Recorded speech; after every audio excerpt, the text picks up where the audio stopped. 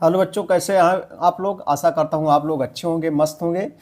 तो चलिए आज की इस वीडियो में हम कक्षा 12 के विद्यार्थियों के लिए ज्योग्राफी यानी भूगोल के बहुत ही महत्वपूर्ण लघुत्तरीय प्रश्न लेकर आए हैं, जो 2025 बोर्ड एग्जाम के लिए वेरी इंपॉर्टेंट रहेगा। बच्चों यह एनसीईआरटी रहेगा और एनसीईआरटी जहाँ भी चलती है सभी बोर्ड के लिए इंपॉर्टेंट रहेगा और यूपी बोर्ड के लिए भी इंपॉर्टेंट रहेगा। तो चलिए देखते हैं इस क्वेश्चन को। पहला क्वेश्चन है लघुत्तरी का, जो परीक्षाओं में पूछा गया है कि मानव भूगोल की प्रकृति से आप क्या समझ तात्पर्य है। मानव भूगोल की प्रकृति से जो है आपका क्या तात्पर्य है, आपका जो है क्या तात्पर्य है। आइए इसका उत्तर हम लोग देखते हैं। लघुत्तरीय प्रश्न है तो उत्तर बच्चों हम लोग देखेंगे। देखो, मानव भूगोल आप जैसे समझ रहे हैं कि मानव संबंधित मानव भूगोल की जो प्रकृति से हमारा तात्पर्य यह है कि यह मानव भूगोल भौतिक वातावरण और मनुष्य द्वारा जो है निर्मित सामाजिक सांस्कृतिक पर्यावरण के मध्य के संबंधों का जो है अध्ययन उनकी परस्पर अन्योन्य क्रिया, अन्योन्य मतलब होता है एक दूसरे पर, या परस्पर अन्योन्य क्रिया के द्वारा होता है, परस्पर क्रिया के द्वारा होता है, या कह सकते हैं एक दूसरे की क्रिया के द्वारा होता है।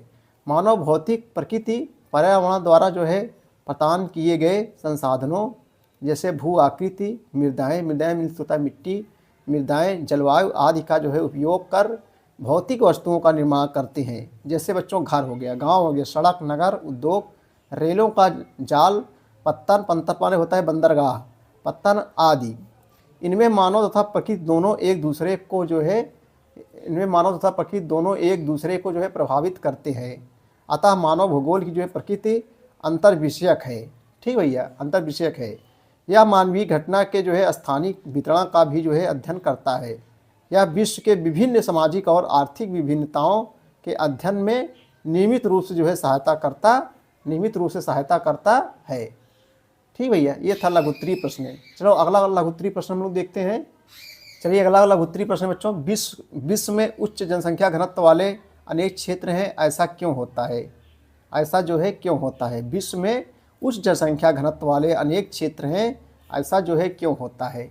आइए इसका उत्तर देखते हैं। देखो, विश्व के जिन क्षेत्रों में उर्वरा मिट्टी यानी उपजाऊ मिट्टी, विश्व के जिन क्षेत्रों में उर्वरा मिट्टी, अनुकूल जलवायु की उपलब्धता आदि मानवीय क्रियाओं के अनुकूल है, वहाँ उच्च जनसंख्या घनत्व पाया जाता है। आर्थिक कारक जैसे खनिज हो गया, नगरीकरण हो गया, उद्योगिक। देखो बहुत बच्चों को कठिन नहीं है, आप लोग कठिन समझेंगे, बहुत सरला है।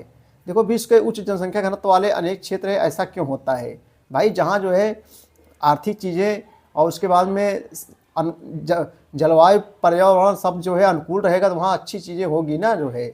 तो विश्व के जिन क्षेत्रों में उर्वर मिट्टी, अनुकूल जलवायु, जल की उपलब्धता आदि मानवीय क्रियाओं के अनुकूल है, वहाँ उच्च जनसंख्या घनत्व पाया जाता है। वहाँ भाई सीधी सी बात है, उच्च जनसंख्या घनत्व पाया जाएगा, उच्च जनसंख्या घनत्व पाया जाता है। आर्थिक कारक में जैसे बच्चों खनिज हो गया, नगरीकरण, औद्योगिकरण आदि भी जनसंख्या घनत्व को प्रभावित करते हैं, जिनके कारक विश्व के अनेक क्षेत्रों में जनसंख्या घनत्व अधिक जो है उच्च है। उच्च जनसंख्या वाले अनेक क्षेत्र हैं, जैसे संयुक्त राज्य अमेरिका का उत्तर पूर्वी भाग, यूरोप का उत्तर पश्चिमी एवं दक्षिणी भाग, तथा जो है एशिया का जो है पूर्वी भाग आदि। चलिए अगला क्वेश्चन देखेंगे। मानव विकास के कल्याण उपागम की विशेषताओं का जो है स्पष्ट कीजिए। मानव भूगोल के कल्याण उपागम की जो है विशेषताओं को जो है स्पष्ट कीजिए। चलिए अगला लघुत्तरीय प्रश्न हम लोग देखते हैं, इसका उत्तर देखो। मानव विकास का कल्याण उपागम की सभी विकासात्मक गतिविधियों के लक्ष्य को जो है दर्शाता है, जिसमें शिक्षा, स्वास्थ्य, सामाजिक सुरक्षा आदि कल्याण परक जो है लक्ष्य शामिल होते हैं, जिसमें मानव विकास के स्तरों की वृद्धि के लिए सरकारी व्यय को जिम्मेदार कारक के रूप में जो है व्यक्त किया जाता है। इससे लोगों को विकास में जो है भागीदार बनाकर विकास के स्तर को जो है ऊंचा किया जाना संभव होता है, जिससे जो है मानव निष्क्रिय प्राप्तकर्ता से विकास में भागीदार बनते हैं और लाभ भी जो है प्राप्त करते हैं। तो बच्चों, ये थे मोस्ट इम्पॉर्टेंट लघुत्तरीय प्रश्न कक्षा 12 के विद्यार्थियों के लिए ज्योग्राफी के।